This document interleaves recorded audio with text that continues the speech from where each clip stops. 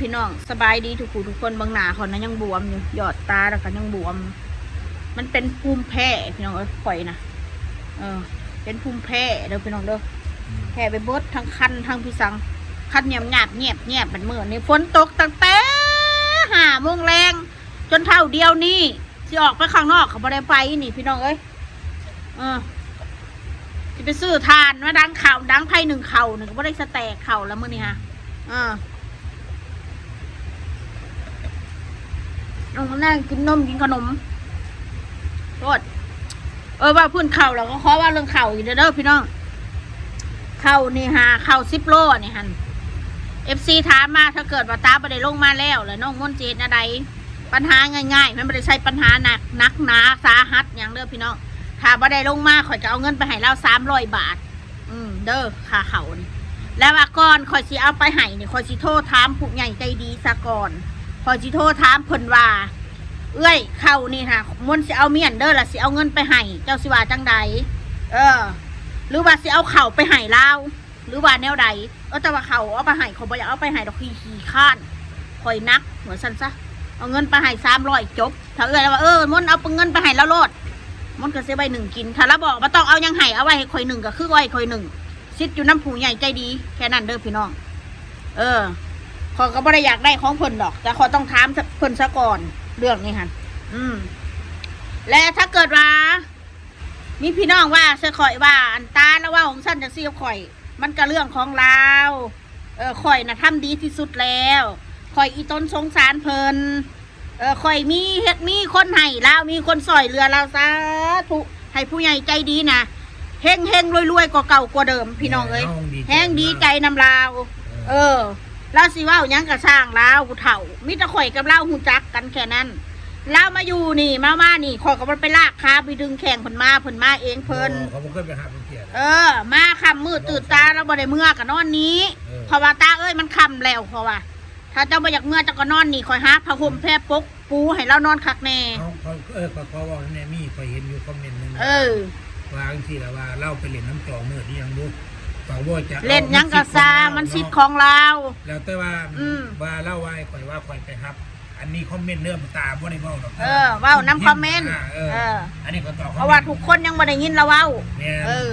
แล้วว่าอันนี้เขาว่าซุ่มคอมเมนต์เด้อพี่น้องว่าเจ้านี่ไปรับเพิ่นมาจังซั่นจังซี่ไปรบกวนเพิ่นไปดึงเพิ่นมาลากแข้งลากขาไปสาบานเลยฝนตกฟ้าผ่าอยู่จะเว้าปานนั้นข่อยบ่เคยได้ไปรับตาจักเที่ยเพราะว่าหยังเพราะว่านางม่วนก็บอกข่อยอยู่ว่าช่วงนี้เฮาเป็นจังซั่นจังซี่เด้อเรียนน้ำตาก็เรียนธรรมดาข่อยยังบอกข่อยยังเตือนผัวข่อยตลอดข่อยยังเตือนผัวข่อยตลอดย่านมีคนมาจังนั้นที่เขาสิเว้าให้เจ้าเด้อแล้วข่อยบ่เคยไปหาเราเด้อพี่น้อง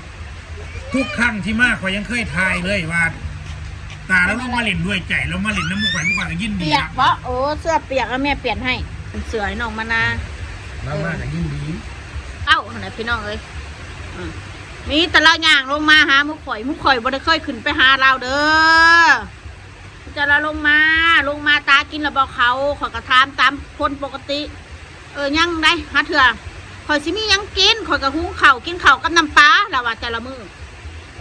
ข่อยประเทศกินข่อยก็ต้องแบ่งให้เรากินว่าคุณตานี่ขอกระทำดีที่สุดแล้วไผสิว่าเนี่ยได้กระสร้างเด้อแค่นั้นแหละเอาเป็นว่ามีคนซอยเรือเราข่อยดีใจหลายๆพี่น้องข่อยดีใจอีหลีข่อยบ่ได้ไปอิจฉาเราได้ข่อยดีใจเราแล้วจังไหนมีอยากมีกินแล้วเรามีอยากมีกินแล้วก็สิบ่ค่อยได้ลงมาหาหมู่ข่อยที่เราลงมานี่1มาแล้วก็บ่มีหมู่เว้านำถ้ามีก็บ่อึดมองไปคือละว่าน่ะนะสิไปบ่หันบ่นี่ก็บ่อึดมองไปแต่มันนับคือละว่าในคลิปมันแหละเนาะคือบ่คือเจ้ากับบ่าวเพชรแต่ว่าการไปส่งเล่าได้ไปมันเด้อแต่ว่าคนอื่นสิไปตีความหมายว่าโอ้ยตาหูตาสว่างสั่นจังซี่เราฮู้เบิดเรื่องหมู่ข่อยนะบ่าวเพชรแล้วก็เล่าให้ฟังเบิดหมู่ข่อยเป็นจังซั่นจังซี่เด้อจะมาเล่นน้ำข่อยมุกคนเขาสร้างมุกข่อยลายได้ตาก็สร้างตาบริสุทธิ์ดอกเพราะว่าเจ้าก็มุกข่อยเล่นน้ำกันมาตั้งแต่อยู่หุ่นอยู่หัวหุ่น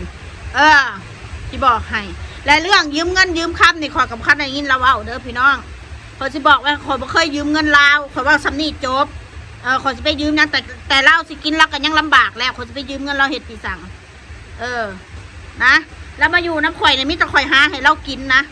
เราบ่เคยได้ยังไม่ข่อยกินแล้วได้กาแฟ4 ซองมาสู่ข่อยแล้วก็กิน2 ซองข่อยกิน2 ซอง เท่านั้น อันนี้ข่อยเว้าเรื่องความจริง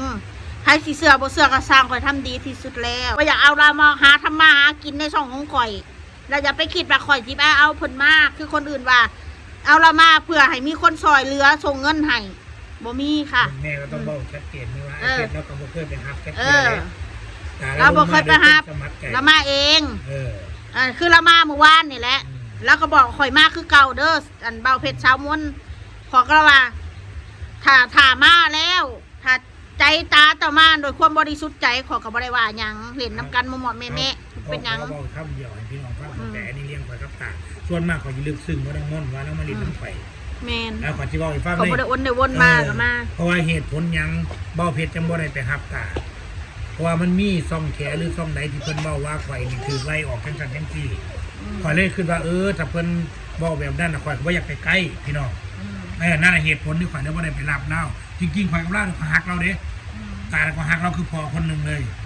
เราเรียนน้ำข่อยเราให้กำลังใจข่อยเราเรียนน้ำข่อยเรามีความดีกับข่อยเราเว้าปลุกใจให้ข่อยมีกำลังใจตาน่ะเราเป็นผู้ใหญ่ที่น่านับถือคนหนึงเด้พี่น้องแล้ววันนี้เราเลยนำลงมาเรียนน้ำข่อยข่อยเลยบอกแล้วว่าตาเอ้ยข่อยเลี้ยงตนเจ้ายางไก่ข่อยอยากไปฮับเจ้าอยู่แต่ว่าข่อยไปบ่ได้เด้อตาเด้อถ้าข่อยไปแล้วเพิ่นสิว่าข่อยไปวนไปเวียนเจ้าเพราะว่ามีคนเขาจ้องข่อยอยู่แล้วซุ่มบ่มักข่อยน่ะเขาสิว่าข่อยนี่ไปวนเจ้าเอาเจ้าลงมาแล้วอันนี้คนพิมพ์เนาะข่อยก็เลยบ่ไปใกล้พี่น้องแต่กันเจ้าอยากลงมาเรียนน้ำข่อยเจ้าก็ไปเด้อตาข่อยเว้าอีหลีอันนี้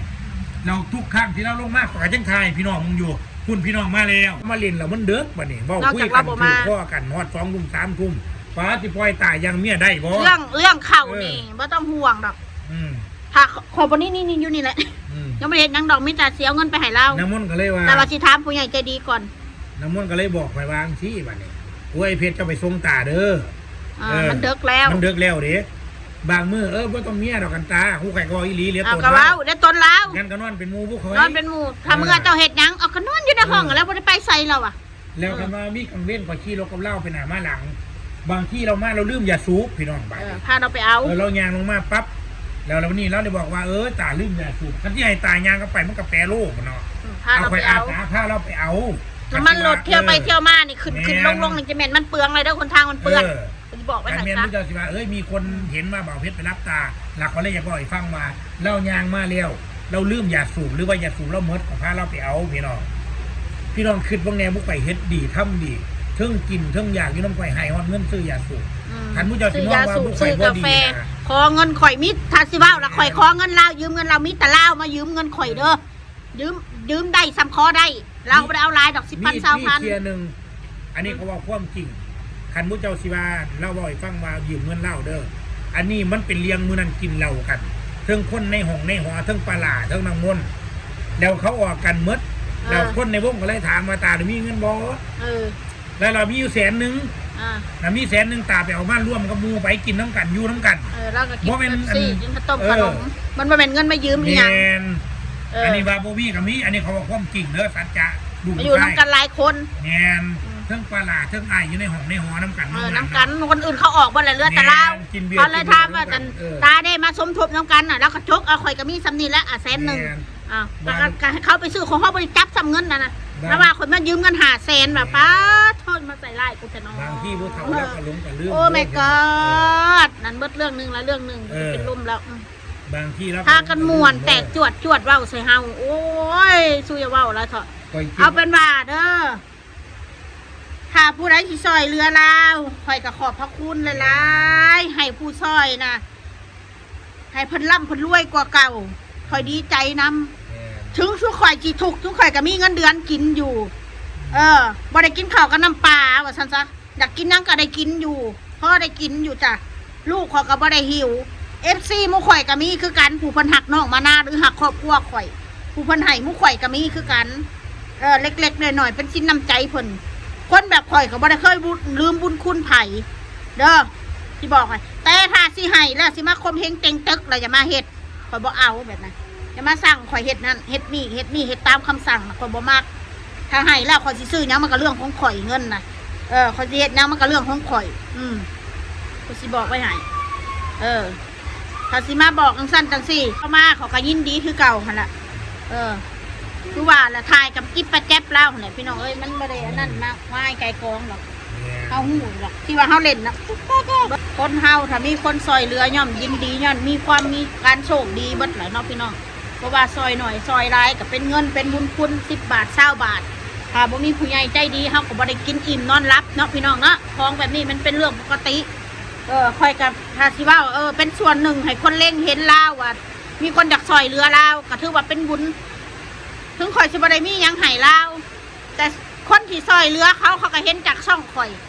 ก็ถือว่าเอายังหน่อยก็มาจากข่อยก็เบาเผ็ดที่ได้ถ่ายทอดชีวิตเล่าออกไปข่อยยังมีส่วนร่วม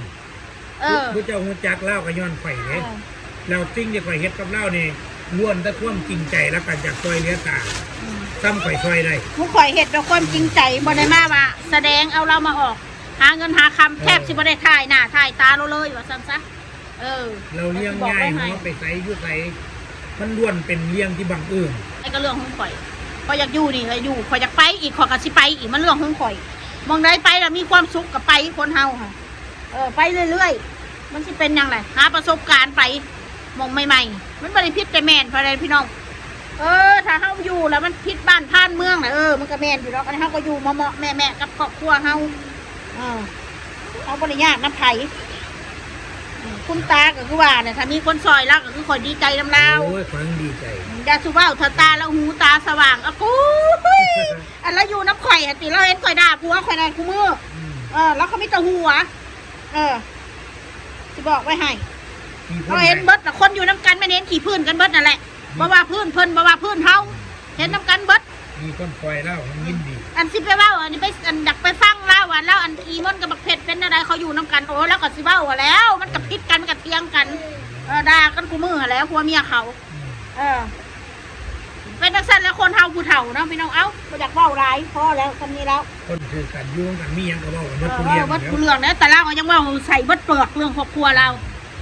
เฮาบ่อยากสนดอกถ้ายังมีเว้ามาอีกก็สิเราออกก็ตอบอีกน่ะเท่าสิเศร้าก็คือสิบ่เศร้าดอกถ้าเว้าแนวบ่ดีเว้าแนวบ่ม่วนบ่ควรเฮาก็ต้องปกป้องโตเฮาเพราะว่าข่อยก็บ่าวเผ็ดนี่ให้เรากินบ่แม่นเราเอาให้ข่อยกินเอาเป็นว่าผู้ใดซอยเราก็ยินดีนำดีใจนำคันที่ว่าตาบ่เคยให้เราก็เคยให้เด้แล้วสิมาว่าข่อยอันอิจฉาเราน่ะเลิกคิดเลยบอกไว้ให้แล้วมาเล่นนี่ก็ย้อนหยังพี่น้องย้อนน่ะเฮานึงมาเฮาเลยเฮาดีนำลาวเฮาหาให้เพิ่นกินแล้วมากินอิ่มนอนหลับกินข้าวข่อยกินยามใดเราก็กินยามนั้นคนเฮามันอิ่มท้องมันก็อยู่ได้แล้วบัดนี้ถ้ามีคนให้เราแล้วก็สิอาจสิบ่ได้มาแล้วว่าซั่นซะก็คิดว่าข่อยซอยคนดีทำนี่นะคันสิมองข่อยพอดีกับจักสิว่าแนวใดสังคมสิมาว่าข่อยกับผัวข่อยบ่ดีแล้วแต่ซุมเจ้าเอาพื้นตาเราบ่ได้เสียหายหยังผู้เฒ่าข่อยบ่ได้สนใจผู้เฒ่าแล้วอยากเว้าหยังเราก็เว้า FC ตัวยงนะว่าคุณ FC เข้ามาสังคมก็คือซุ่มที่พิมพ์ดาแต่แล้วมาเมื่อวานข่อยก็ถามแล้วคักแน่แล้วคักแน่บ่ตาเจ้านี่คักแน่บ่คักแน่เฮ็ดได้ข่อยก็บ่ได้ทิ่มซุมเจ้าโอ้ยทิ่มบ่ทิ่มมันบ่ใช่ปัญหาดอกมุข่อยมันยืนอยู่ได้ว่าซั่นซะมุข่อยนะมุข่อยมันยืนอยู่ได้